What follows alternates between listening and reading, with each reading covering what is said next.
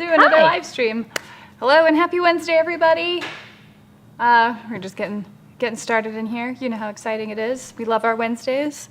Actually, I've been loving our Wednesdays. If we're not doing the live stream, we're actually doing some hobbying, and we've been practicing some Brawl Machine. How do you feel about that so far? I know you took it easy on me, but I'm still like super excited that I won my game, so. Yeah.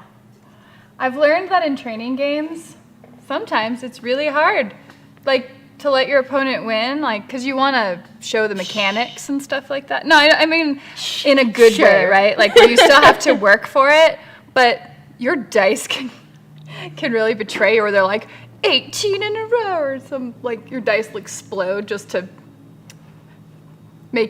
embarrass you, I guess. I don't know. It's frustrating. So anyway, hello, what's good, painting people, as Todd might say. I hope you all are having a wonderful week. And yeah, so I've got several things I actually wanted to talk about tonight, but I, of course, want to start off because this is a paint and chat, and it's a community group page. What all are you working on tonight? Obviously, you can share that to my Facebook as well. I do so love it when you share the photos of your work. And, you know, kind of keeps us all accountable for those of us who are actually painting. Or, you know, getting skilled people around us to do it for us. So, yes. Let's say hi in the chat, see how everybody's doing. Mandragora, you are here. Welcome, welcome. Hello. And Rebek, hello. Have you noticed that Thor's beard in the first movie is blonde, but by LNT it's dark brown? A bit of a just for men acting going on. Huh. Well, I mean, I did not notice, but I'm sure I could go back and look. Right, I'm sure it's just, you know, as he matures as a god, it's a delightful god. He becomes less and less blonde. It goes back to blonde later as well. He did seem more blonde again this time, but I guess from Ragnarok his hair was cut short. You do have the first 3 Thor movies. That doesn't mean I've watched them recently. I'm just saying, you can go back and I could check. Oh no. Hello, Thomas, and welcome. Paul, thank you as always for being my wonderful moderator. Let's see, Plunderden, good evening. Todd and Mitchell Bridges, hello. So, you might be wondering what's going on this turntable. Well, one of the many, many things going on. If you are following the Privateer Press stuff, they currently have a Kickstarter going for the Nightmare Empire, which is this Crix portion of the Iron Kingdoms RPG, but prior to that, they had Borderlands and Beyond. And if you got in, and I think I purchased their early bird on that one, and you could get like a cloth map and the miniatures. So these are actually the miniatures to the campaign for Borderlands and Beyond, because, what is it? It's Shadow of the Seeker. So the models that came in, I don't actually even know if they have a name. Iosian, Solus, Eldritch kind of characters. So yeah, they've got a bunch of, they're all Iosians. So boring elves, whatever. Well, just show us how you really feel about it, Miranda. I like having miniatures. That's how I really feel about it. Let's see. Hi, because you said let's talk Orgoth, I went to the site to check stuff, and I found the site's revamped. There's no more Wormhordes anymore, just the store. Where is the lore? It's around there, because they still have like the Henhold scrolls up there where you can find that stuff. And then they started putting out some articles, I should say, about the Orgoth. So let me take a look here for you. Googly search it. Privateer. And they started talking about it again, and I wanted to talk about the Orgoth because they're a very interesting faction to me, but they were always so vaguely written in the early text. And so you don't know a whole lot about them. And then when they started coming out with more stuff, it didn't, to me, seem like it matched like the old tiny bits of stuff that we knew about then. And I understand that, you know, it's been a few hundred years. But I mean, that doesn't. Let's see. Privateer Press, Orgoth, lore? I don't know. Aha, Orgoth, the Second Invasion, posted March 17th, 2022. It's all kind of bounced around a bit, I should say. pop that in the chat for your reading pleasure.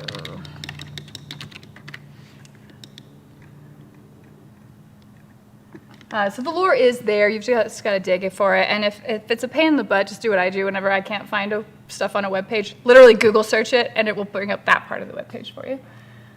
Let's see. Oh, Paul, bought some more BattleTech. Going to think of color schemes, probably based on the old BattleTech card game. Is it going to be purple? Were the old models purple? Oh, okay. But it's Paul. It's Paul, yes. Paul does have his favorite color. Because we know you, Paul. Let's see, Magic Aura. I'm not happy about it. Store has no lore or description, and if people don't know anything about these characters, I feel they're less likely to buy them. It's not a good choice. They did come out with an article, though, and maybe that's the problem. Like, I don't know how much it's reaching people, but they do have, like, a series here on the first and the second invasion, I should say. And then there, at the bottom, you can go to the next post to see the rest of it. Part 2. So, there's that. I mean, basically, the Orgoth came in like 600 BR, way back in before humans had magic, and the Iron Kingdoms weren't the Iron Kingdoms yet. It was like the Thousand Cities era. It was old, and the Orgoth came on the Cadoran shores, Cardic shores at the time, beat up all the Khadors, beat up everyone there. They're a slaveholding faction. That's what the Orgoth are. And they enslaved all of the, Khadorans at that time. And they basically took over all of Western Imran. They tried to invade Krix, and then Torok sent like 30 Satixis fleets against them. And then I think he blew Dragonfire on them, and they didn't bother him anymore. They also had a failed invasion against the Ruliks. The Ruliks took more casualties. And then I think they might have tried against Ios as well, but didn't really get that far. I'm not really sure they were interested in it either. They might have not been able to get past the forests, because remember, the forests around Ios are enchanted. So mostly it was all humans to get taken over. And then, the rebellion came out, which is when the timeline really starts in the world. And it was like 200 years after that before, like, the Orgoth finally fled the shores. Well, now we have the second invasion. They're back on the Cadoran shores. They've kicked Khador's butt again, because Khador, as the paranoid, warlike faction they are, got surprised, which is something I will never get over, apparently. I know I complained about this before, but it makes no sense. It's not how paranoid factions work. So, yes, that is all to say. We're now in the second invasion, and they're coming in on the heels of the, on the heels of the Infernals. So yeah, that's what you've got as far as your crash course lore on the Orgoth. Now the Orgoth themselves, they use blood magic as their form of magic. So they have like blood witches, and it's not quite like Mortithurgy, like what the Scorn have, where it's pain magic. This is like blood magic. So it will be interesting to see how they develop it. And then it also looks like they've really kind of taken a different tack on the artwork, where as you look at the old artwork, which I was going through my books, specifically, actually, Iron Kingdoms, the original core rules from 2012, have some really cool stuff. Have a few cool images. Requiem has exactly one image, and like a lot of stuff doesn't have much. And I always associated the Orgoth with like frowny faces, and I'm not willing to give that up. I've really just like let that cement in my head, so it is unlikely to change. I don't care what anybody says. Let's see. There has been no Thor review. Yeah, I haven't gotten there yet. So you're working on docks and dock accessories. They will be a gift for a community member. Oh my goodness, Blenderdun, you are so active. Thank you. Hi, Robotic Dragon. Let's see, Magic Aura. I thought the Orgoth were Vikings with their long ships. It's strange to think that they may have warjacks since the first Colossals defeated them, and those evolved into warjacks. Like, how would they know to make warjacks as opposed to Colossals? It's a fair question. I mean, I understand you can have concurrent developments, but why would they have gotten that far? It doesn't seem like Orgoth culturally would have done that. It seems like it'd be more of a stolen technology. But if that's the case, then maybe they had been stealing technology this whole time and developing it there before invading the shores of Western Emerald. That is possible. Revok wants to know, Flo, how are the eyeballs post-laser surgery? Has it made a difference to your painting? Not so much my painting, because I was nearsighted as it was, but in general, amazing. It's so nice to be able to see things. Every so often, it does feel like I'm forgetting something, though, like you're trying to get into the shower, and you're like, I can still see. Oh, crap, I forgot to take off my glasses. Oh, wait, no, I don't have those anymore. Oh, I've totally done that. Get in the shower with my glasses on. I'm like, dang it. No fun. Alfonso, hello ladies. I'm taking a break from Samurai because I was suffering from the worst burnout. So I'm going on War Games, Atlantics, Aztecs, and Conquistadors. Wow. Well, whatever keeps you interested, that's for sure. And welcome, Alfonso. Good to see you. Yes, Paul can confirm purple will be dotted or painted somewhere. Well, I mean, it wouldn't be a Paul army if it wasn't. True. It's true.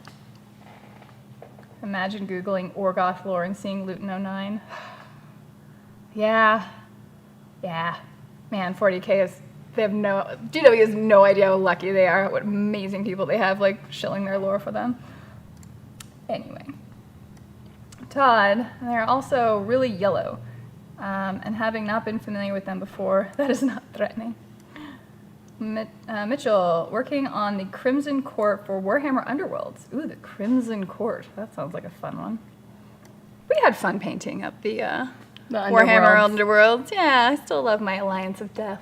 They're so pretty. Oh, and the Sepulchral Guard, I think might be my favorite, because they just give you super Jason and the Argonaut vibes, or like Evil Dead vibes. Plus you painted them. Mandragora, to be fair, Miranda Cador hasn't shown off a navy the way Order Signar and Crix have. Their models have never said naval. That's true. But they still got invaded also on land, and like, I don't know. I think they've taken plenty of territory well beyond just what a naval fleet would have been required to protect. Ender, good evening. Jean, has anyone read the Malcontents book? I really enjoyed them and wish there was a third book. I don't think I've gotten to the Malcontents. I have an actual spreadsheet when I was doing the RPG show, and I read a bunch of books and then like organized it into a timeline so that I could keep track of what happened before what. But a lot of them the ones I didn't get to specifically revolved around like the pirate stuff, which I think the Malcontents were part of. Blood for the Blood God. Wrong IP. Skulls for the Skull Throne. Excellent. No, I still need to get Requiem. I have the old Iron Kingdoms book. Yeah, I mean, Requiem's good. It just needs, I am looking forward to more supplement books. And I mean, we've got, what is it? I got the Borderlands and Beyond and then some more books I think that are back there. So we'll get to see more. I did finally jump into reading What Happened to Ios. And I don't know how I feel about that. So, we'll see.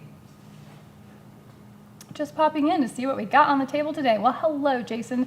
So, on the turntable, they're not being painted tonight. These are models from the Borderlands and Beyond Kickstarter by Privateer Press. This is for a legend? No. Whatever it was. It's a sport thing. Something about the Seeker. It's not Legend of the Seeker, is it? Shadow of the Seeker. I'm all like tossing the box, and then I need it again. Legend of the Seeker was a terrible, terrible TV show based on an amazing book series. So, different thing. It's what it made me think of when you said it, though. Right? I'm like, I know that's not right.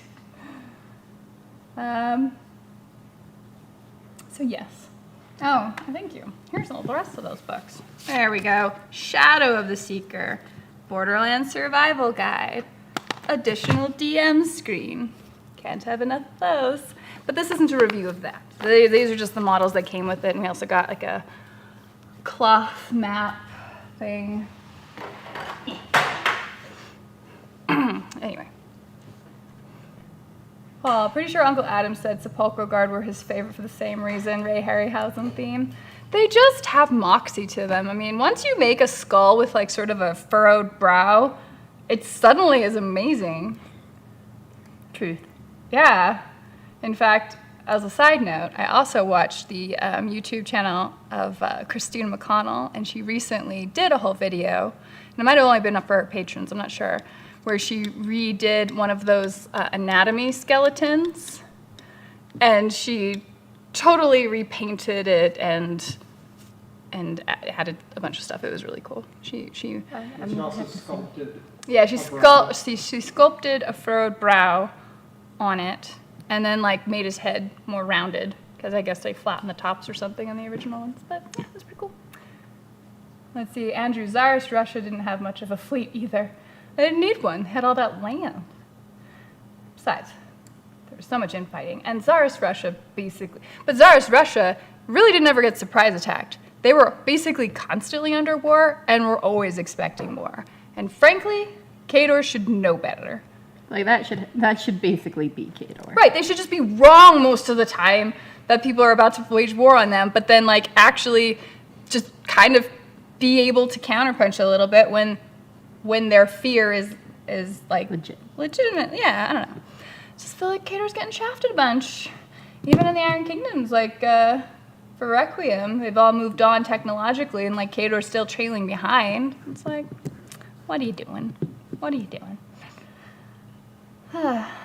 Shale, doing some prep work tonight for my group's Battletech campaign. It's getting past ridiculous. Oh, goodness.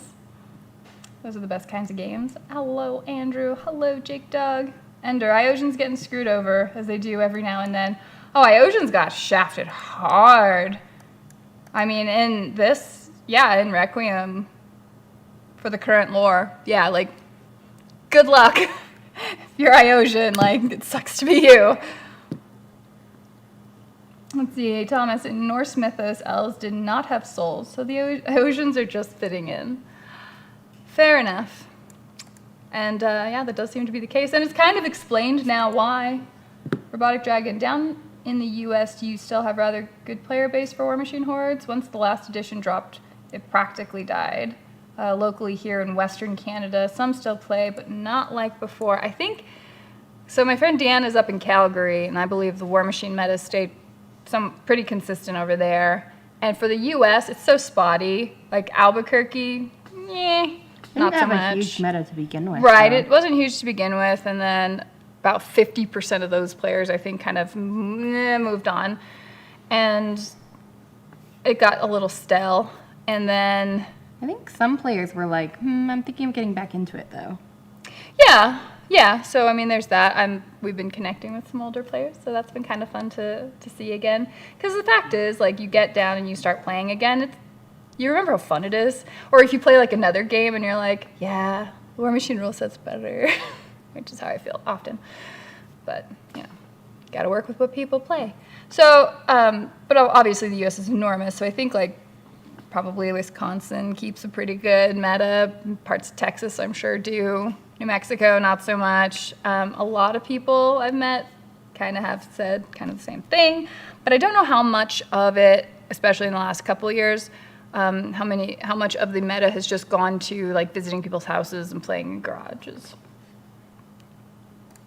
Andrew, and then there's Rivenstone, which looks like it's probably fantasy Warcaster. I don't know. I don't care. I don't think it's worth the price. Oh, goodness. Fantasy Warcaster, which really should be War Machine. Anyway, Khador, all school tech, fits the USSR theme. It's not USSR, it's Tsarist. Remember, that is a fundamental difference.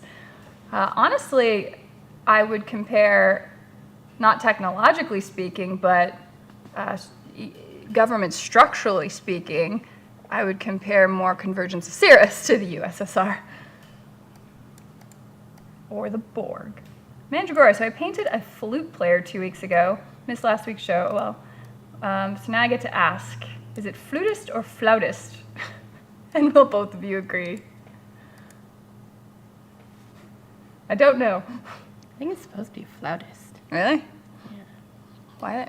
Well, you're the marching band person. Yeah, You have you have the more experience. insight. Basically, you have the authority to I decide. didn't ever hang out with any of the flute players, flautists. Oh, What did you okay. play? I played clarinet. They don't talk to each other, apparently. I mean, we can, but not generally, no. Can we just call him a Especially piper piccolos. and just be done with it? Yes! I approve. Let's see. Can we take a moment to talk about Kador's new mini tank? Maybe. I should probably look that up. Because I haven't been on top of it. I just saw like one concept art for the new Kadoran Warcaster, which is going to be a sniper warcaster, which I was so excited about. And then I was like, it's a dude. I'm so less excited. Other than that, I haven't really followed it. I know they got their chariots and like their strike tinkers and all of that, so sorry, I haven't been super on top of that one. I should be. Try searching images. Oh yeah, I am. Might make it a little easier. Nah. Where'd the rest of my stuff go? There it is. Typical Kador players jealous of Signar. Well, yeah, Signar is like all on galvanic technology now. They've completely done away with the steam engine, pretty much. So, you know, they're doing really well. Kadoran's gonna have to Is stick. that lore? That's the newest stuff, yeah. So no ironclads? I mean, we'll still have ironclads. They're not going to decommission all the old warjacks, but the new stuff is all like galvanic technology now. Let's see. The general consensus among the Phoenix community is when there's a new edition, we might go back to it. Do you really think you need... Wait until you see what hasn't been seen. Oh, hi, Doug. Well, I look forward to seeing what hasn't been seen. I'm sure I'll be surprised. I don't know. I don't know about a 4th edition or 4th, whatever, Mark 1, Mark 2, Mark 3, 4th edition. I started, like we barely started in 1st edition. It was like the tail end of it, and it was awful to play warjacks, and because they were just disabled so easily. And then 2, obviously, was like my jam for the longest time. Robotic Dragon, well that's good. I hope the game roars back. I wish they would publish some books based on their lore, or convert the books already written into ebooks. What are you talking about? You have the entire Skull Islands Expedition books out there. I read a boatload of books on ebook specifically. You can read like all of the lore on Kane. You can read the Black River Irregulars, which takes place in Corvus. There's some really fun books out there. Like only a handful of them ever actually got published to the point of like BNN having it. And you can see like Flashpoint and the Acts of War series, but even those are all on ebook. So that should be totally accessible. Let me just pop over a quick Google search again, because I know they're there. And they're from at last I checked, Skull Island Expeditions. Island Expeditions.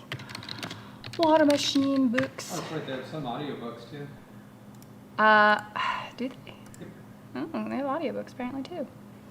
All right, randomly found Drive-Through RPG. Yeah. Ooh, and they even have the No Quarter collection, which has the Gavin Kyle files, which were some amazing bits of lore from the game. Oh yeah, the Black Dogs. That's part of the Black River Irregulars. Call to Battle.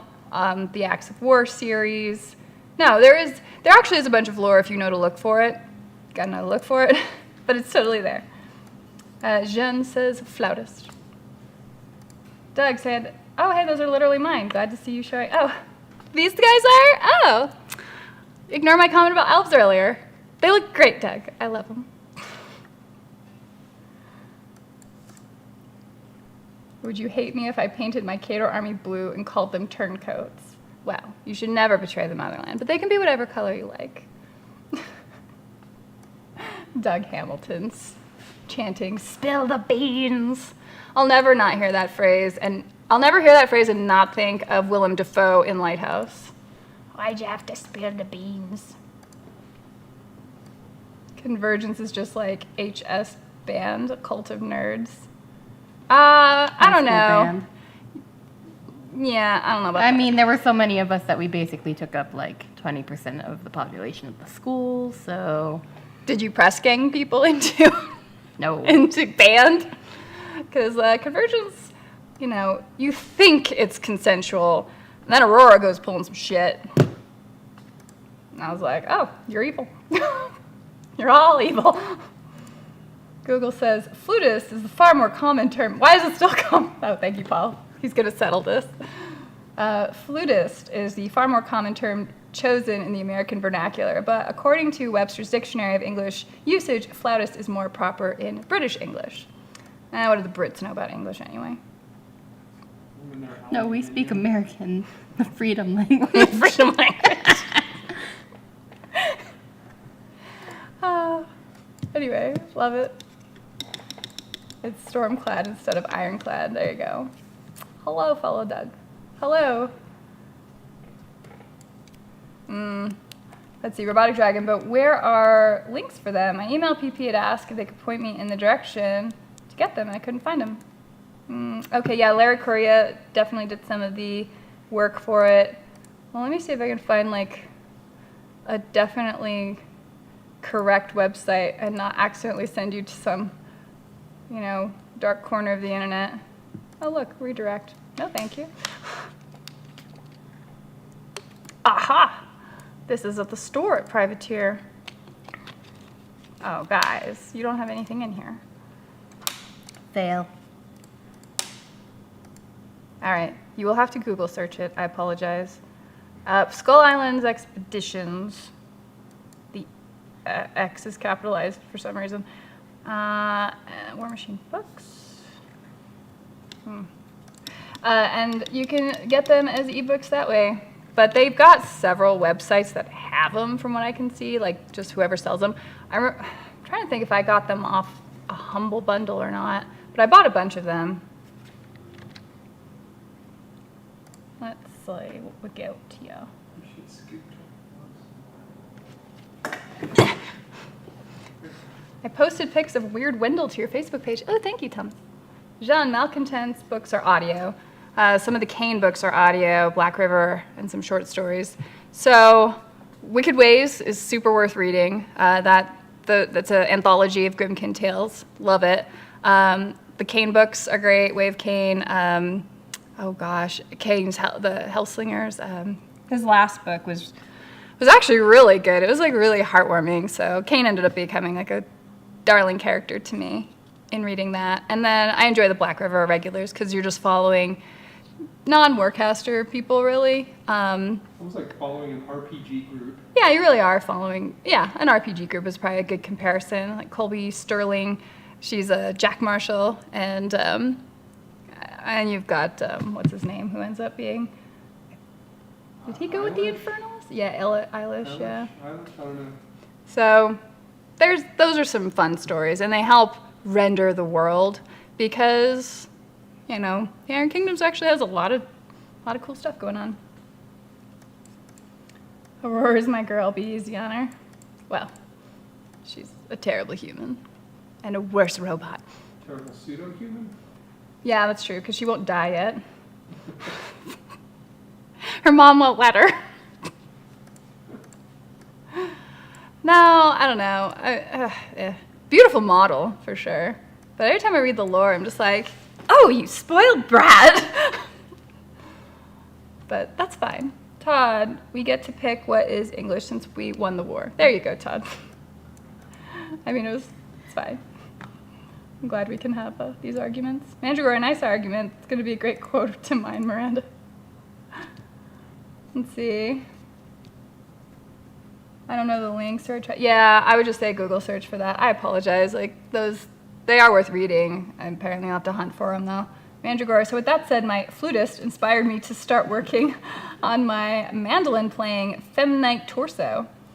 She's a quickie I'll pump out with metal paint, flesh, face, and hair. Coming to your Facebook soon. I'll love it.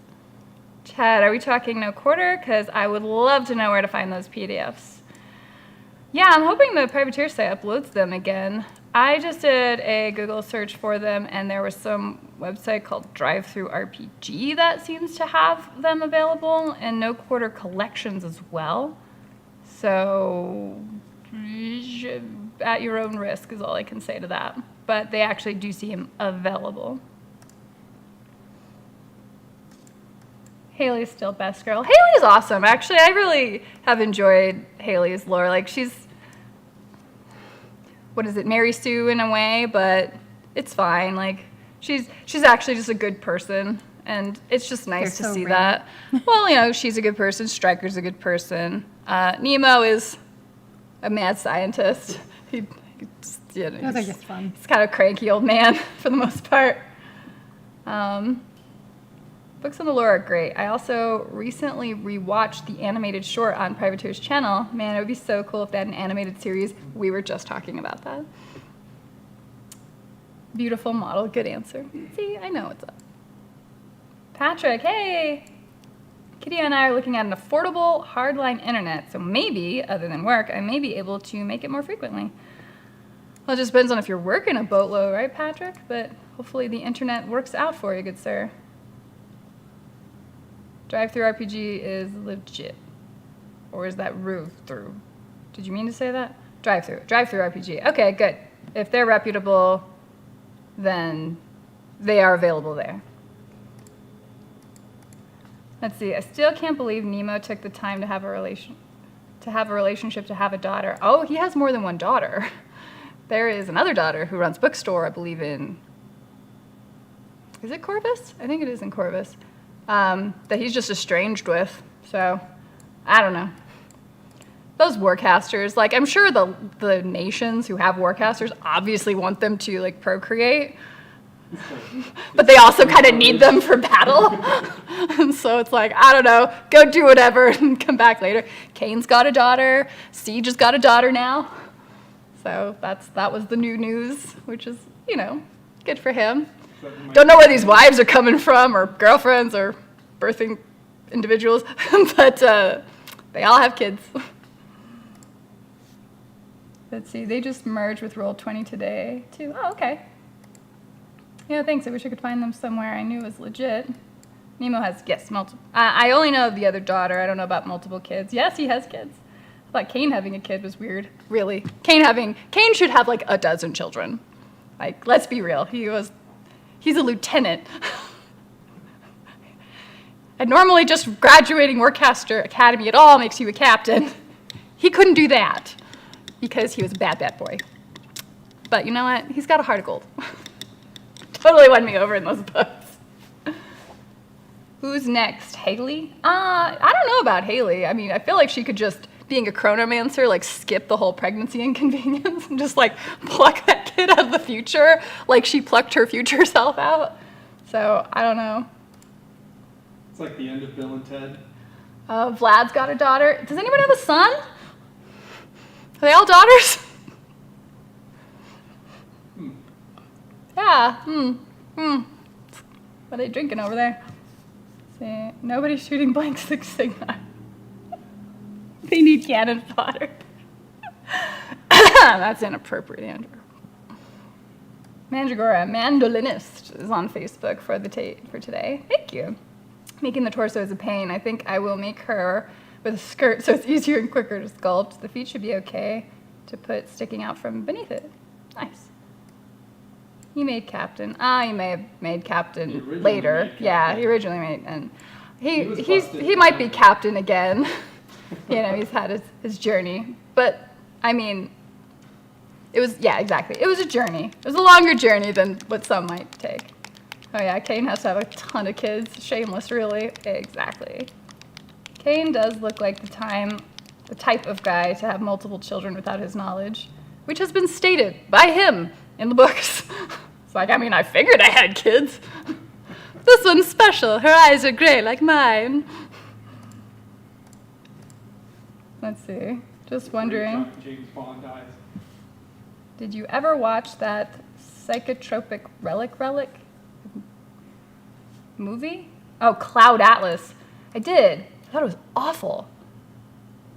But I really don't remember it anymore either, so Because it was not memorable. I mean, there's a lot of movies I even like where I'm like, I don't really remember them anymore. But no, I did not like Cloud Atlas.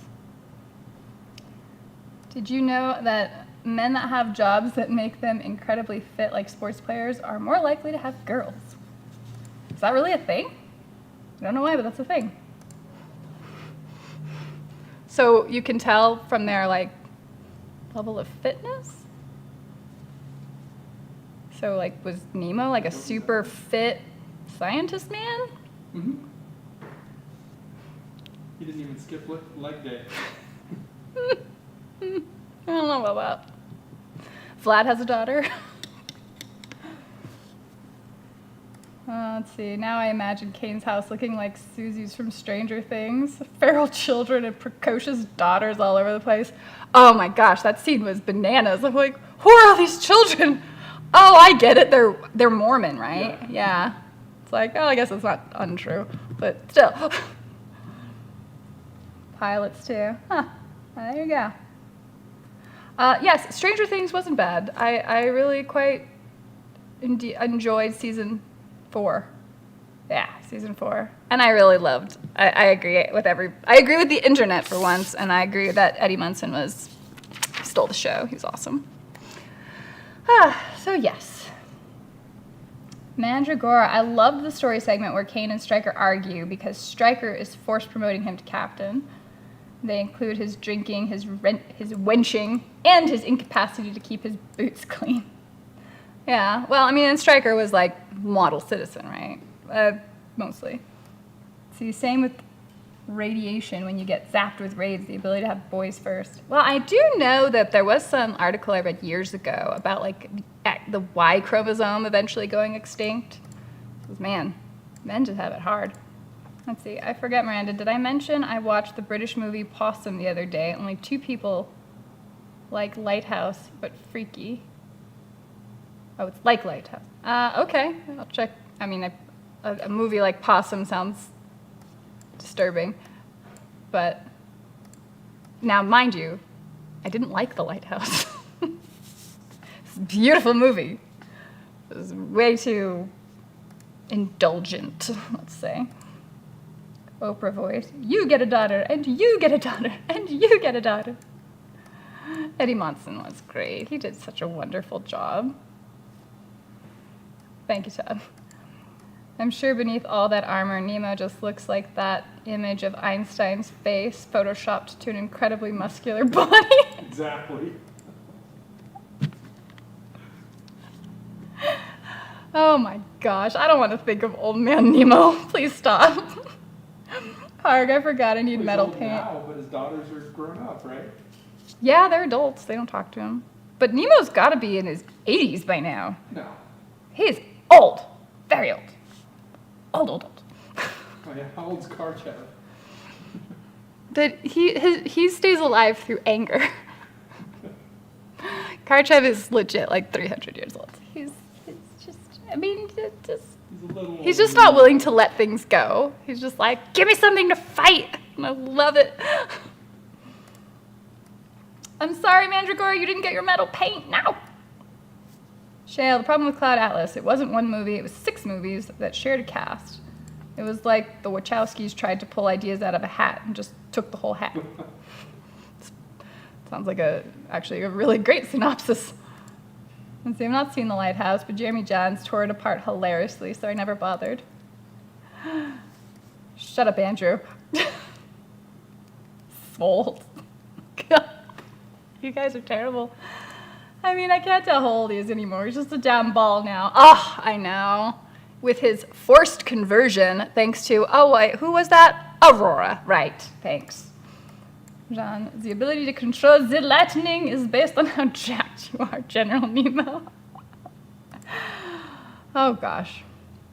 Is Nemo even counted as alive anymore? Yes. So if you are in convergence of Cirrus, you kind of count as alive. You have a soul. That seems to be all they care about. It's a soul cage of sorts. Vessel, I think, is what they call it. Yeah. Cage is what critics uses. It's for different purposes. Vessel, it's a different word. It means the same thing. No, this one's pretty. And we pretend you went here willingly. Soul cage. Is it the 26th? Yeah, I know. I'm waiting for the next Primecast to come out. I keep hearing about all these big announcements, so I'll have to make sure to be available. That is a Tuesday. 26th or 27th is the Primecast. All right. So, yes, there was a Primecast a week ago that was talking about some stuff. Obviously, they briefly mentioned that the Orgoth faction was coming out. And it was kind of interesting because Matt Wilson was talking about manufacturing hurdles, which makes sense, you know. They don't want to kickstart the Orgoth. They want to put out a more traditional release for that, including a release party, which is likely to happen at Gen Con, so that'd be super cool. And they don't, like, the cost of doing metal anymore is getting very prohibitive. And plastics, in its traditional form, is really cost prohibitive as well. But we were kind of talking about that, like, if that really made a lot of sense, because there's obviously resins which fill in a lot of gaps for people. And And there's also smaller injection molding machines that are well, for plastic. for injection molded plastic. Yeah. So, but like resin, that's where you're doing like silicone molds and that, like having done that, And then there's, what is it, Silcast or Ceocast. Ceocast. Yeah, there's also Ceocast, which I believe is a plastic. Yeah. But It's a quasi-plastic or a very high-end resin that basically acts like plastic. It should be thermoforming. So there are a lot of options, and so I'm really curious to see what Privateer does to I guess, solve the manufacturing question. I mean, if they're not getting models overseas anymore, I think that's better for everyone. Because GW even produces in-house. yeah. Because when they did manufacture overseas, all their models are getting stolen. So, you know, lesson learned, I Isn't that guess. Forgery world. Forgery world, yes. yes, exactly. So, I don't know. Like, hearing that, it kept sticking in my head, like, workshopping it passively. I'm like, no. Like, you can get benchtop injectors for relatively low cost. The Ceocast definitely seems like a more retail option, but that's technically an option if you want to deal with proprietary materials. But yeah, just like injection molding, pneumatic injection molding, and then just build aluminum molds. I say just, but that's gotta be cheaper. So, I don't know. I don't know the ins and outs of how all that work, but I know we talk about manufacturing a lot and like we'll just price things out and it's like, should be doable. So, I don't know. All right, let's get past all these Nemo jokes already. So much coming. I can't wait. Ceocast, proprietary material. Yeah, exactly. Oh, well, I guess that wouldn't surprise me. Anyway. Yeah, I think that's what it was. And see, I don't know why you pirate War Machine. It's so cheap. Well, it's also just shipping and Well, yeah. just getting your stuff in from China. Well, yeah, because you have to, even with the Requiem, they had to pay their release fee to get the stuff off the boat. Because those containers need to get shipped and pass through customs. And like there is a very real like list of things that have to happen in order to get something overseas. It's not like a drop shipping option. I know you can even manufacture. When we made the pins, they were drop shipped to us, which is just came in the mail like flight. It was fine. But if you order a bajillion models, then they have to come in on crates, and you have to hope that pirates don't steal your ship, which is still a thing that we have as a problem to this day on the high seas. Obviously, international matters make a difference, and you know when this pandemic crap happened, like it really put a kink in everything. And I think it kind of highlighted a lot of the delicacies of international supply chains. So from a modeling perspective, from a miniatures perspective, I could definitely see like it being way worth it to bring that crap in-house. Let's see, all proper GW minis are still made in the UK. Terrain is China produced. Yeah, but I mean, and I don't even think they're trying to compete on the, well, maybe they're trying to. Do you think GW is really trying to compete on the terrain front? I mean, people are just 3D printing that stuff anymore. Yeah. Let's see. I don't think they're as worried about it. Andrew, which is why the latest Necromunda kit was so expensive. I'm Andrew. Speaking of Forgecast, I am planning to get a resin printer since I have several STIs only from failed Kickstarters. And when I found Etsy has Night Porphyrion files, $30 STL file versus whatever it would be otherwise, $630, including $100 USA tax for the official nerfed Porphyrion. All I can say is yo-ho. I mean, and that's the thing, like that's the market speaking, right? Because GW keeps jacking up their prices. This is the natural outcropping of that. I think the Night Porphyrion, it's like that real huge one. Mm-hmm. I think it's a Forge World. Which Forge World, well, they're getting folded into GW now too, because I don't even think they're doing all that well. I mean, when you look at Forge World, resin is kind of outdated anymore. I mean, Well, you look at 3D printers, people don't want to pay the resin costs of Forge World. well, yeah, you don't have to, but even then, like their resins are brittle. Like I've seen the Marauder cast, like when we were at the El Paso game store, and they're like carefully moving it because it's up in the air and it's like wobbling crazy, and you're like, oh no, I don't want to, like, well, and just the idea of spending however many hundreds of dollars you do for that model and it breaking, it's just not. There's just no point. Whereas you can print that stuff for so much cheaper. You can use a filament printer and still get it cheaper, and have a much more durable model. Especially when you have people, you know, in your life that drop models a lot. No Anyway. idea who you're talking about. It's a rare thing, really, in the gaming world, I'm sure. John, speaking of Kane having many kids, my IK character was a gun mage that was secretly his kid. I haven't had a chance to play IK yet, but when I do, I'm going to try and convince the DM to let me teleport. His daughter can, so I mean, it's an inheritable trait. Although you are a gun mage character, not a warcaster, so might be a hard ask. Let's see, Plundered It. I've never watched Cloud Atlas. I own a copy, only because I won it as a door prize at a Christmas party. So you're telling me not to take it out of the plastic and use it to prop up my kitchen table. I mean, there's plenty of people who like it. You like what you like. I'm not going to judge that, but I didn't care for it. I really hate when a movie starts to get like pretentious on me. It's like, oh, this is the view of the world. And it's like, wow, how myopic are you? I mean, have you talked to anybody else outside of your immediate friend circle? Wow. It usually bugs me about most Hollywood movies.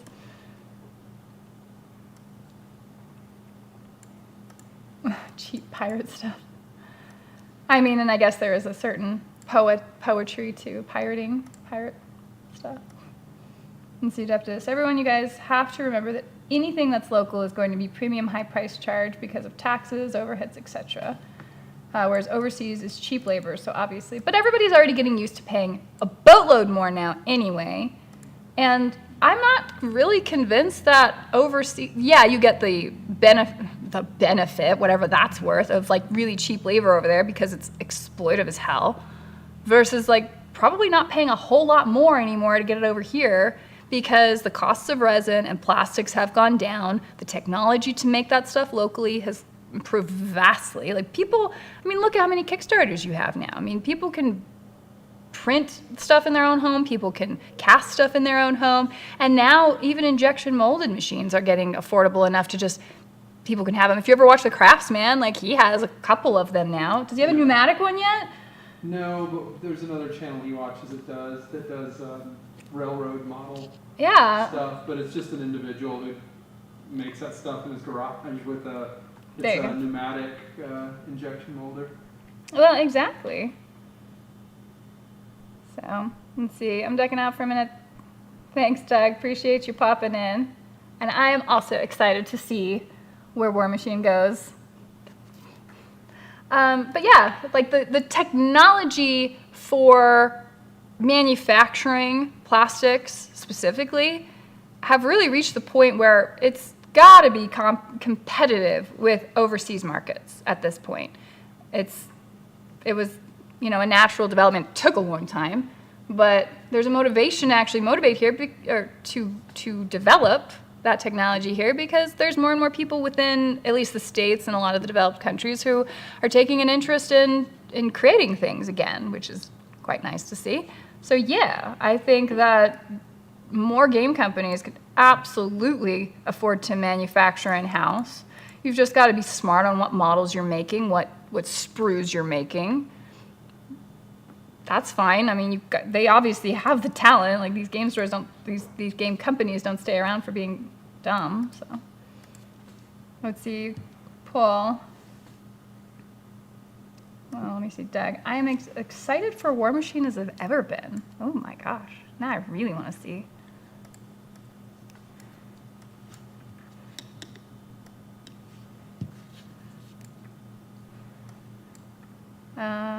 Let's see, Mandragora. I'm just offended by the USA tax. It's not that or anything else. It's just if you live in the USA, they charge you more than if you live in the UK. It's not even currency conversion. They just bill. We're one of the most overtaxed nations in the world, so yeah, that makes sense. Let's see, I could be talked into playing Warcaster, just like gun mages. That's how my friend got me into War Machine. In the older IKRPG, you could play a Warcaster gun mage. Mm-hmm. But can you do it in the new one? I believe so. Let's see, my old D&D character that died a few weeks ago was based off the gun mage. He even had a coat and hat. Oh, how'd he die? Miranda, you're right about the home shopping nowadays. About the risk of China cast. That's why it's going to be, I guess, home STLs? Yeah. Well, I mean, look at how big the STL market has even gotten. I mean, what, DJ got thousands of models? Yeah. It's just, and it's neat, right? Like, and we were talking about it. I was trying to imagine, like, if people who own 3D printers, is it all comparable to people who have, like, whatever those kits are you make beer with? Oh, yeah. Like a little home distillery, whatever it is. Yeah, it's like, is it that level of normal yet? Because a lot of people own 3D printers now. And it is. It's neat. You're like, oh, I put the thing in the computer and it made the thing. Star Trek replicator. It is. It's like amazing. Let's see. It's dope. I love the lore characters that make a bit of an impact. Let's see. I had an IK character whose father was a warcaster who was unalived by the Kayazi at Zerkova's behest for political reasons. Makes sense. Character motivation was revenge against Zerkova. Nice. Yeah, Zerkova's an interesting lady. She's great. She's what's his name? A ridiculous bad guy in the last Rasputin. He's female Rasputin. Porphyria in UK. She's evil Barbie. They can't claim it's free international shipping with orders over 100 when they give us a $150 markup. It's like the eBay joke, right? Where they're like, oh, free shipping. You pay twice as much for the thing. USA is bad, but wait till you get to Australia. I got taxed a third of pay and have to pay, what is it, 5% tax on everything just for GST? Yeah, it's getting crazy. I guess it's been crazy. I mean, it was always expensive to ship to Australia. Yes, home STLs. See, he was a wizard. We had this massive battle that lasted out of game months. My poor dude was completely tapped. He used everything he had and was cornered and betrayed. He said, screw you, and drank poison. Wow, this sounds like quite the adventure. Current exchange rate, $1.2 to every one euro. Not a pound. Yeah, British pound. Exchange rate, nearly double. Alright, I'm out. I'll have to check the recap later for the Thor review. Go back. See Black Phone tonight. Yes! Black Phone's so good. Enjoy. Worth it. Enjoy. Oh, goodness. We've been talking for almost an hour. We need a progress check. Where are you guys at with your models?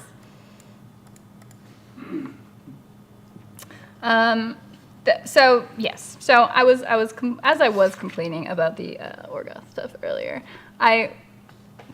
Privateer was nice enough to send me an Orgoth model, which happens to be what Ms. Flo here has been painting. Meant to talk about that earlier, but I figured it'd be cooler to post pictures of the actually completed model. But it was cool because they're asking for anybody who's promoting it to come up with a paint scheme. And so we were workshopping that earlier. And if you've seen the new Orgoth stuff, so here's their promo art now, which is not quite Scorn, but it's kind of Scorn to me.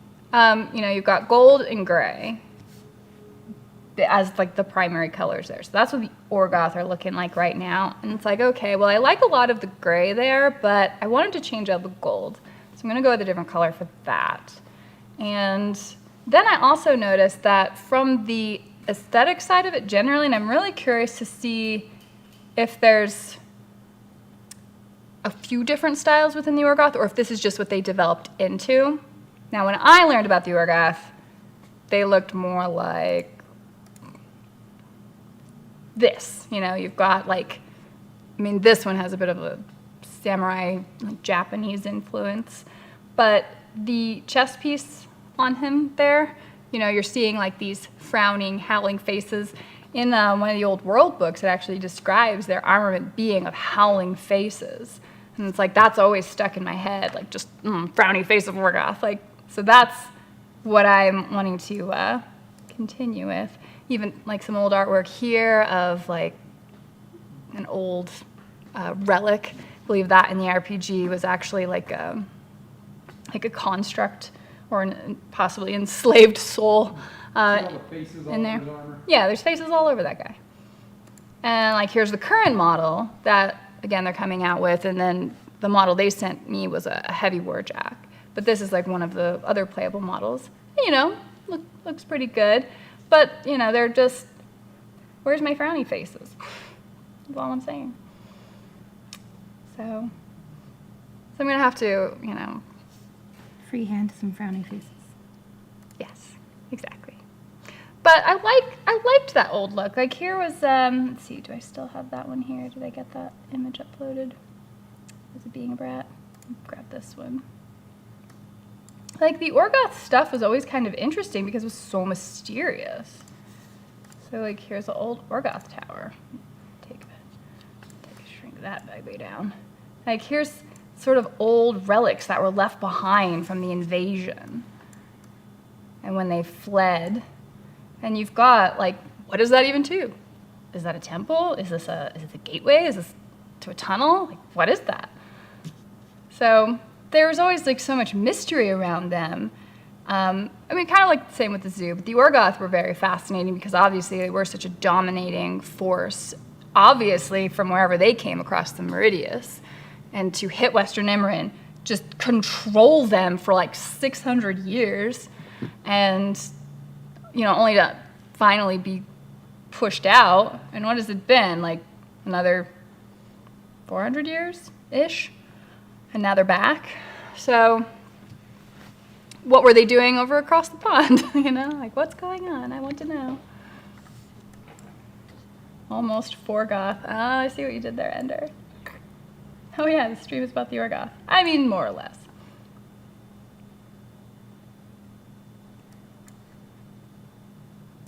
Let's see. UK post now. I've poured water into my dead metal paint pot, spilled out the resulting mess, and the remnant paint was enough to paint one sword and armor. Oof, you are desperate tonight, Madrigal. At least you're getting there. I don't think you can really mix a metal paint, especially if you want the actual metallic. Todd Witchwood is making progress. Tree is washed now, so I can start some glow effects once that's dry. Witchwood's such a gorgeous model. Oh, that was fun. Yeah. And the apple. That was a fun one to paint. Jean, yeah, it's crazy. I get a 6-figure salary, which converts to like 50 or 60K for you guys. It sounds like a lot, but barely get to save anything. Let's say here that's not really a lot. No, it's middle class for the most part. But see, Thomas Grable, War Budgies did an awesome job on his Orgoth Warjack. He did, I know. He messaged me. He's like, oh, look what I got. I'm like, oh yeah, me too. And he's like, it's done. I'm like, my God, you're fast. Must be nice. But anyway, yes, he did a beautiful job on his model. If you haven't seen War Budgies, I know he posted it on Instagram. Definitely nice work there. Miranda, my flutist is an orangey redhead. Should I make the mandolinist her sister? Paint with a similar shade? Oh, like they're feuding, fighting sisters? Because you know that they will fight over, like, which instrument's better. But other than that... Especially if they're both redheads. If they're both redheads? Oh, gosh, right. One. Otherwise, the other's just a bully. I'm down, but you have to make a whole backstory for it, obviously, because, you know, that makes sense. Andrew, the Orgoth is overcompensating for something. What, happy faces? No, the one with the giant sword. Oh. Yes. Well, I don't know. They, as far as I can tell, they're almost like Klingon-like in their need for just war. And I mean, even the Klingons had an honor system, I guess. There's no reason to believe the Orgoth do, especially when they're all about like blood magic and crap, which is interesting because there's a lot of overlap, it seems like, with the Satixis. Like, how did they know all that? But, I mean, I guess you can use the same kinds of tools. They're really trying to hide those faces. You really got to look close to find them in the new models. Yeah, and so I kind of want to bring that more to the fore. Let's see. Mandragora. I remember the Tactics Kickstarter. You could pledge to get your face into the Orgoth relics. Nobody backed that level. 0 of 20. Really? Well, I don't know how much variation there is in the faces. Like, they just sort of... Because they're all like these reliefs in this very brutalist kind of style to the Orgoth, which make them feel so different. Let's see, progress, posting individual scenarios to their own docs so they can be linked in the master sheet. Campaign is set up as territory control tug of war for planet during clan invasion. Nice. I'm not reading that old helmet. Mandragora, oh god. Both Satixis, Tharn, Bloodweavers, and now Orgoth have blood magic, that's right. Yeah, so, I mean, there's a lot of overlap. I mean, if you think about it, the world is very magical. It would make sense that you could derive power from the life force of someone else. Have you seen Orc Dave in a while? Did they go offline? Orc Dave? Orc Dan? What do you mean? No? So yes. So the R&D stuff was kind of interesting.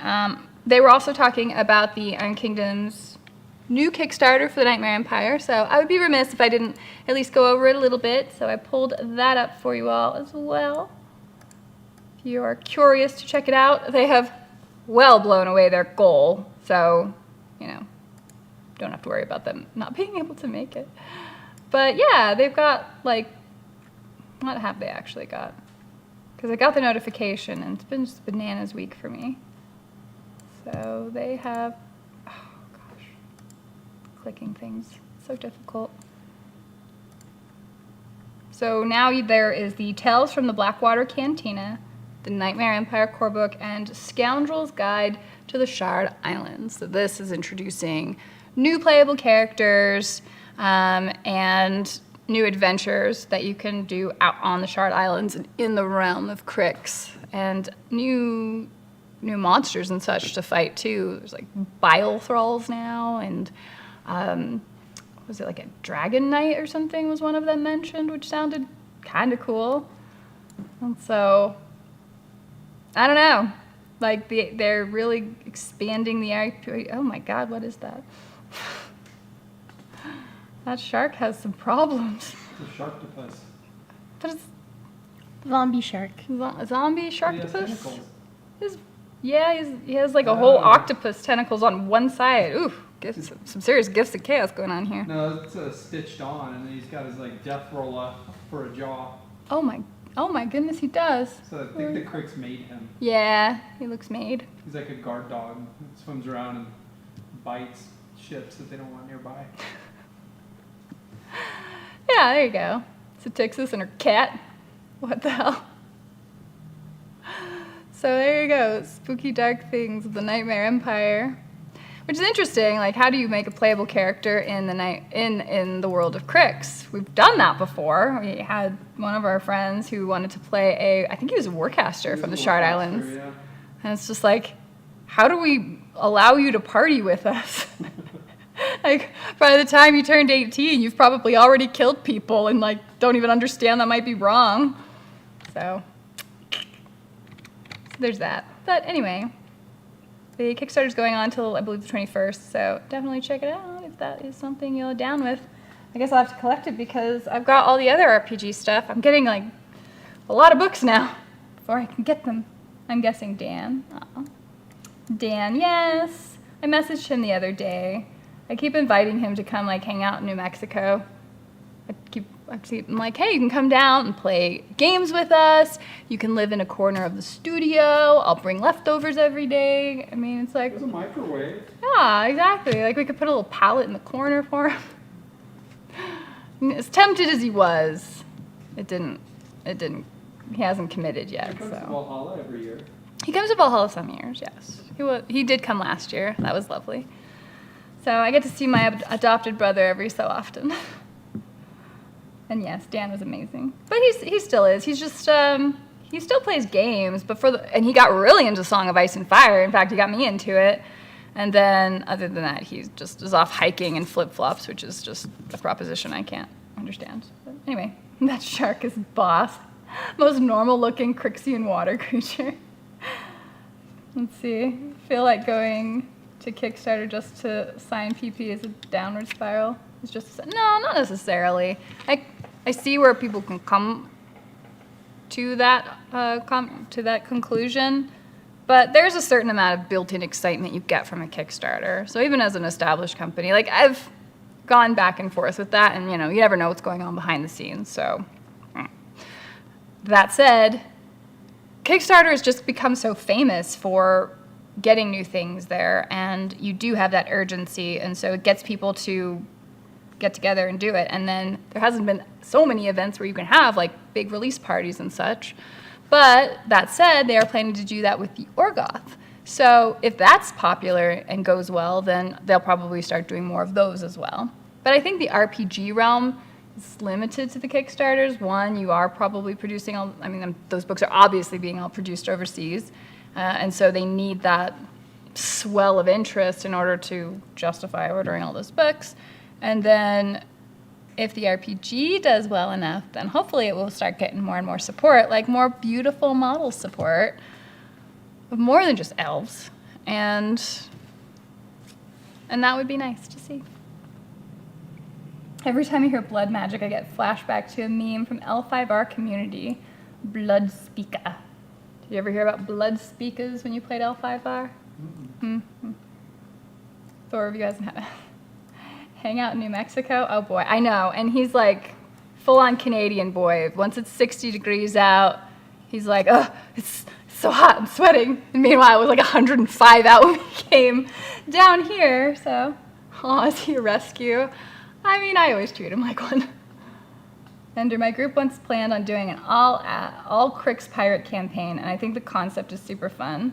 I was going to be a Bane Thrall.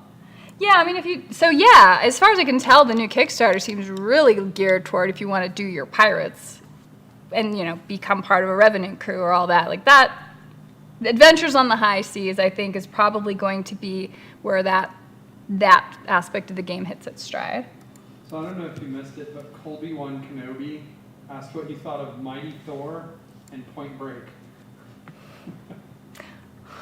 Colby1, okay. So I think Point Break is actual Chris Hemsworth. That's what Iron Man called him in Avengers. Oh, Point Break? Because Mighty Thor is Jane Foster. Dr. Jane Foster. Yeah, we can start talking about that. Is Jodie Foster. He was not as funny as he was in the first one, in Ragnarok, though. That part was funny, yes. The Necroshark will be a $20 add-on and can be used as a Ripjaw in Crix. Oh, so many proxy models. I just finalized my Resident Evil PS1 look tabletop Kickstarter. So many stretch goals reached. I've even got a regular Wesker and villain Wesker. Oh, you win Wesker. He was such a ridiculous character. Especially in, Resident Evil 6 or 7 or whatever. He's crawling around the walls after, what did he do? They captured Jill Valentine and made her blonde and bionic or something. It's weird. Resident Evil has the weirdest storyline. All right, fine.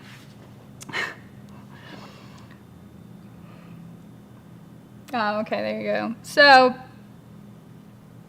Flo and I saw Thor, Love and Thunder yesterday.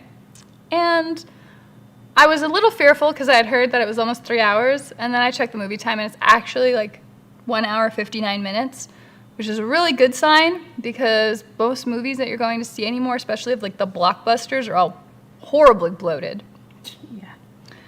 And then you get like 30 minutes of previews when you sit in the theater. So whatever, that was fine. So we went and saw the show, and I have to say it started off kind of rough.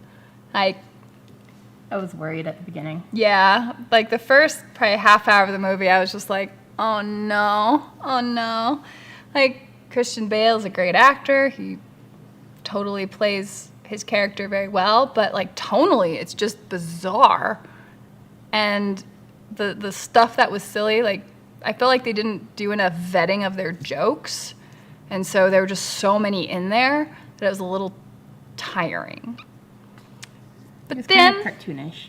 in the middle, it started like really kind of picking up and getting a lot more interesting. I thought the Jane Foster storyline was actually really well told. And it was genuinely sweet. And her storyline and what was going on with her didn't step on his story. They actually ended up being complementary stories, which is so nice to see. It was actually one of my favorite things when we watched Black Phone, too, is like you're following kind of two main storylines happening, and they don't step on each other. And I think that's probably kind of tricky to do. So, I liked her. Valkyrie is always fun. It's like you can't really tell if she's an actual sociopath or not when you watch her in the movies. But, we got a couple of cameos of her Pegasus, which definitely, made me happy. Oh, main cam froze. Oh, really? Ah, dang it. Let's fix that. Why did it do that? I don't know. Yeah, when Thor activates the ship via voice, he says point break. Huh. Missed that one. All right, there we go. Or Code Veronica. I actually liked Code Veronica, but mostly because it wasn't actually that scary. No, Miranda just doesn't want to open her eyes. Having those Thor flashbacks. So yeah, like the movie was, it ended on a way stronger note than it began. And that was a relief, because there's plenty of movies where I've just sat the whole time going like, oh my God, why am I here? And I love the Thor movies, mostly because of Chris Hemsworth. He just really sells this Thor character so well. And like the first couple movies were obviously kind of rough, and then Ragnarok is my favorite movie in the entire MCU, and so it's like, by all means, it should hit all the checklists. It's still the same director, and it has a lot of the same tone stuff, and you've got this really serious bad guy, and all that, but I think it just got so, again, like, they didn't vet the jokes very well, and so, like, there were some really funny moments in there where you're like, nah, that's great, but then you're like, oh, you're making another awkward joke. Oh, okay, that's another one. And so, like, you don't feel like you get enough, like, time to get back into the story before having another, like, fun joke. And it's like they were afraid to be serious in the story. And the storyline with Jane Foster is serious. And so it feels a little odd, and, like, if it is really being treated appropriately. But the actors are all doing their job. Like, they're doing great. Some of the outfits started getting real bananas. Like, Thor's new compensation outfit was little too, looked like Warcraft armor. So I was like, huh. And then the CGI, what is going on with the CGI in these Marvel movies? Actually, I know the answer to that, because it was surprising. It was probably the weakest part of the whole movie was the CGI. So there is that. Ragnarok also made her a Led Zeppelin fan. Ragnarok was just an amazing movie all around. Do you have to see the rest of Phase 4 to understand it? Wife afraid to go because she hasn't seen a Marvel movie since Ragnarok. So she hasn't seen Infinity War or Endgame? Yeah, if she hasn't seen Infinity War or Endgame, like they rehash, like they just tell some of the stuff that's happened. You don't have to have seen it to understand it. I don't No, think. like the bad guy has absolutely no relation or connection to the rest of the story. If you saw the earlier movies, then you're already familiar with Jane Foster, which really is like what, was she even in the second movie? Okay, She's she like was. the main focal point of it. Oh, was she? She has that red mist stuff. Oh, She's in the yeah. stone. Oh, yeah. Yeah. So if you've seen that, like, you'll recognize that character. Mostly it feels more like a sequel to Ragnarok than to any other part of the story. Because at the end of Ragnarok, is he with the Guardians? No. He's not? So you might be confused at the very, very beginning. No, because the end of Ragnarok, I think, goes straight into Infinity War. Like, literally the end of That's it is right. whenever... Because then it cuts just right to, what's his name, Thanos being on the ship. Yeah. And so... So with that in mind... Huh. Yeah, I guess you'd have to explain, because they hadn't established New Asgard on Earth yet, which a lot of it takes place on Earth. Yeah, that's true. So there'd be a couple of things that you'd be like, oh, I guess we're here now. You could probably just explain a couple of things. I don't think that you'll not know what's going on if you haven't seen, like, No, Infinity War. there's not going to be anything about like, oh, this is related to something to do with the Infinity Stones, or this is related to something Stark did over here. It's not. It's self-contained in that regard, other than where they literally start in the movie. And, you know, I love the cameo from the Guardians. They're always so fun. They're just the right amount of a-hole, you know? Ragnarok also, let's see, alas, I was hoping to do nights this week, but it won't happen. I turned 40 on Friday and ended up saving my cash instead of buying either Chaos Knights or Resin Printer. Maybe next week. Fair enough.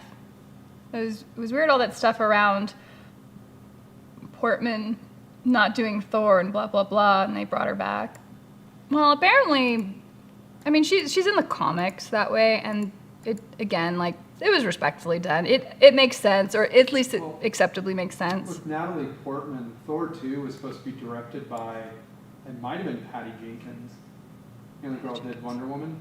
Oh. I think it was supposed to be, and Natalie Portman was real big on that, and then I think Patty Jenkins ended up not being able to do it, so Natalie Portman was upset and said that was her last Thor movie. Oh. But then they were able to bring her back for this one for whatever reason. Okay. Well, I mean, I imagine everybody kind of wants to work with Taika Waititi at this point. So yeah, that's my take on Thor, Love and Thunder. Definitely some moments with the kids are interesting. And I feel it could have been funnier had they not been just putting so many joke one after the other after the other. It's like Ragnarok actually still managed to feel like a serious story happening. And Hela is just, oh my God, she did such a great job. And then you had like silly and absurd stuff happening in regard to that. And then there are two animals in the movie that I just absolutely can't stand and definitely brought it down. And apparently they travel via Rainbow Bright now, so that was interesting. If any of you remember Rainbow Bright, because I don't know. So not bad. Enough that I still love me some Asgard, love me some Thor, and it's fun. It just that first half hour was definitely kind of rough. Like, oh man, Christian Bale's a bad guy though. Holy cow, his the whole artwork for his for his stuff was really good. I loved the concept of how he moves around and how he fights. It was very, very well done. Chilling. And it's like, I wish that could have been more seriously played, or he played it very seriously, but I wish it could have been appreciated more seriously, because everybody's got a quip all the time, and it's like, all right, dude, I get it. So there you go. I think Jane worked better in the MCU because she has the story arc with reforging Mjolnir. That was a nice continuity. It was. And, like, the reason that happened was actually nice. Andrew, I remember hearing the director of Thor, Blood and Thunder ask Natalie Portman if she wanted to be in the Star Wars movie he's going to be directing. If she wanted to be in the Star Wars movie he was going to be directing. I thought Taika Waititi was not going to be directing a Star Wars. I don't know, but I can't tell if he's trolling or not, because obviously she's... Yes. And Blood and Thunder is what the Horde say. It's what orcs say in Warcraft. Love and Thunder is the name of the movie. Blood and Thunder. I follow too many cartoons. So yes, there you go. So yeah, like, would I recommend going and seeing it? Yes, I definitely liked it better than Doctor Strange. I thought it was less goofy. And it was a better story. It's definitely more goofy than Doctor Strange, more silly goofy. I guess the problem with Doctor Strange is there's so many moments where just as a regular, everyday person, you could be like, why don't you just do this thing? And they're like, so the story can happen. Shut up and get all the way up off my back now. Whereas in like Love and Thunder, it's fine. Like I don't think there was really like plot holes that I was noticing. It's just so jokey in the way it's told, but the story itself is actually solid. And you know the whole ending and the meaning of Love and Thunder and all of that was fine. It was sweet. So I definitely would say go see it. I just think that first half hour was a little rough, and it was just too much silly. They just needed to scale that a little back. It was not tastefully silly anymore. It was like... It was cartoony silly. It got very cartoony, and the CG did not help matters. Like, there, at one point, you feel like you're watching a video game. So, there's a few of those.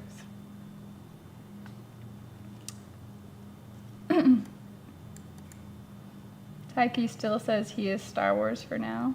Actually, super easy. Barely an inconvenience, I know. Been enjoying Pitch Meetings YouTube channel again lately. They're so... Yes, I love all of them. In fact, I think after we saw Doctor Strange, we watched his pitch meeting on Doctor Strange, and I'm like, yes, thank you. Like, it feels vindicating when he's like pointing out all the stuff you noticed, and you're like, but why though?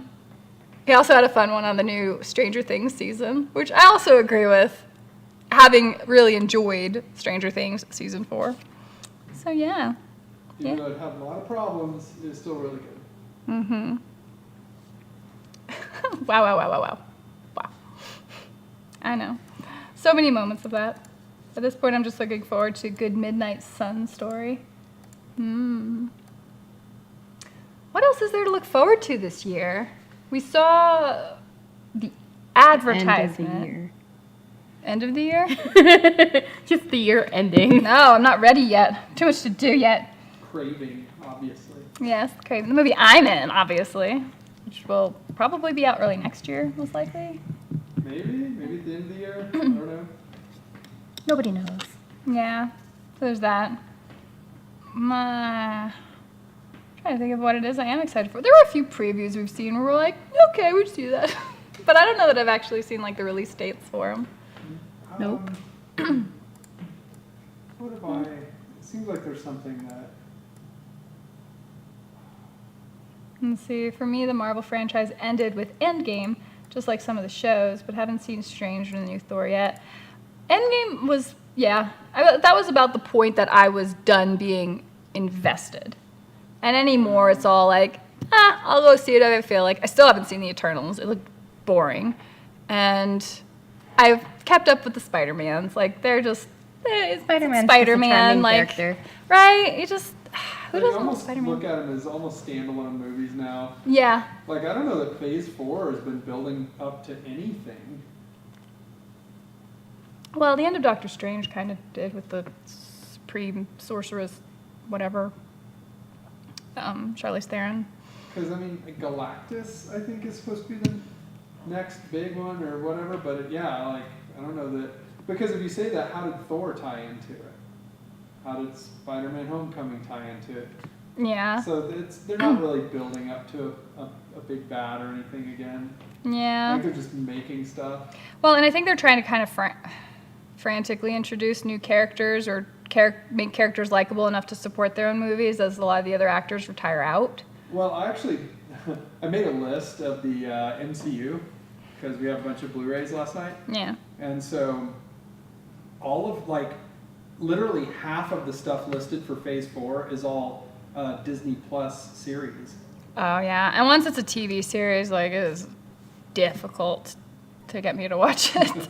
It's like, you want that much of my time? Well, we watched a couple of them, and, we did. WandaVision was all right. I did like WandaVision, which is part of why I didn't like Doctor Strange, the new movie. What is it? Winter Soldier and Falcon was garbage. That was embarrassingly bad. Loki was Loki was 50-50. Yeah. Like the last couple, maybe few episodes were like, okay, that's pretty cool. And then is that all we watched? We never got around to. There's one called What If that I don't even really know what it is. It might be It's animated. Oh yeah, that one. Which I was told, you need to see that before you see Doctor Strange, and I don't think that's the case at all. So. Phase 4 what was building the other? up to Hawkeye. Yeah, Hawkeye. I enjoyed Hawkeye. I've heard positive things on Hawkeye, but I don't know. I'm just not that interested in it. It took us forever even to get around to Stranger Things, having heard good stuff about it for a while. Yeah. But I mean, it's like 13 hours.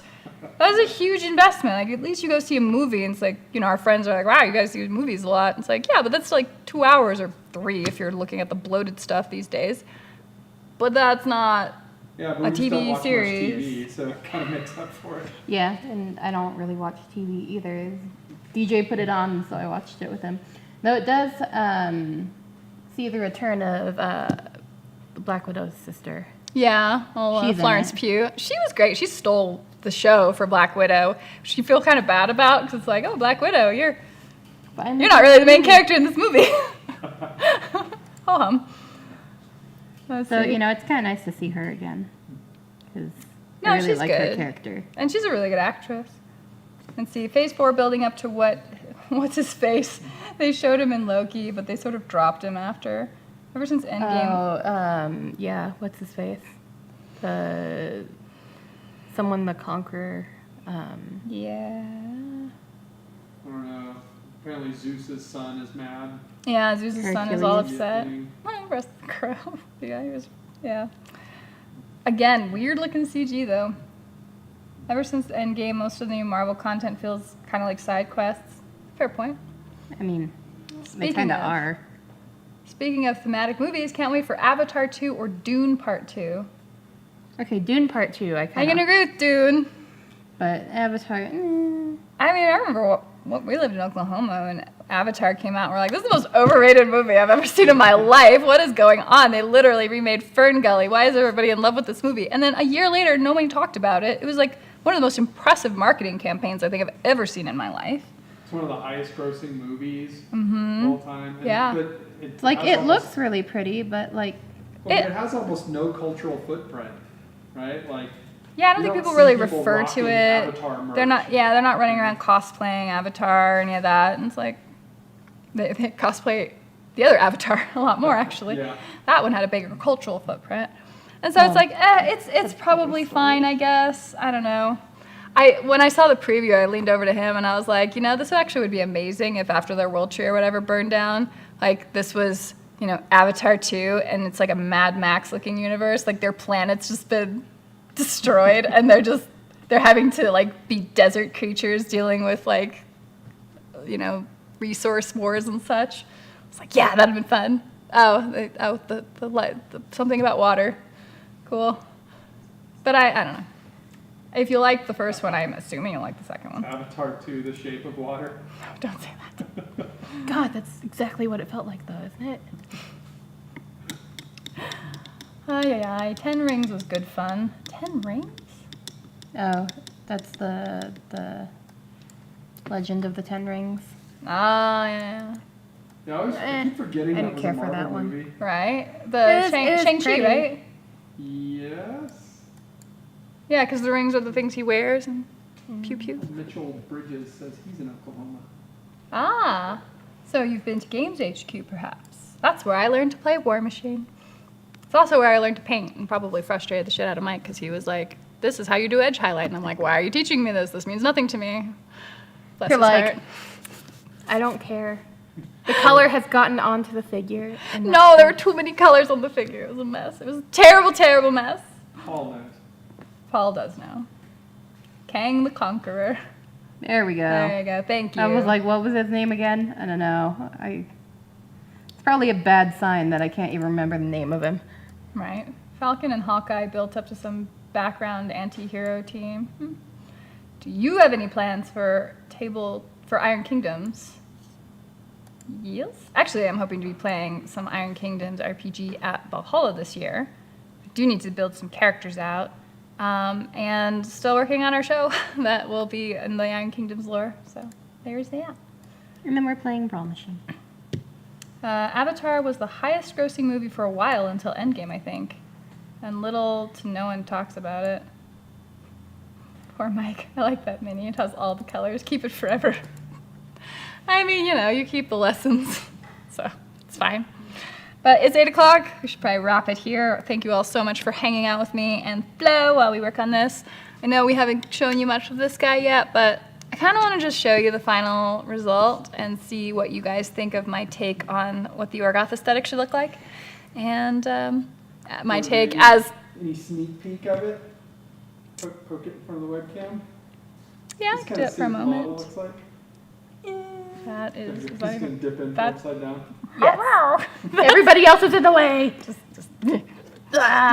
He just destroyed everybody else. See, that's why you want plastic and not resin. It's like you can see him upside down. Aha! Now he's gone. All right, there you go. Ta-da! But yes, thank you all. Enjoy the rest of your week. Happy hobbying, happy painting. I'll see you in 2 weeks. Which will be, will it be after? It will be just after the next Primecast, so I might be talking about that. All right, you guys have a great night. See you later.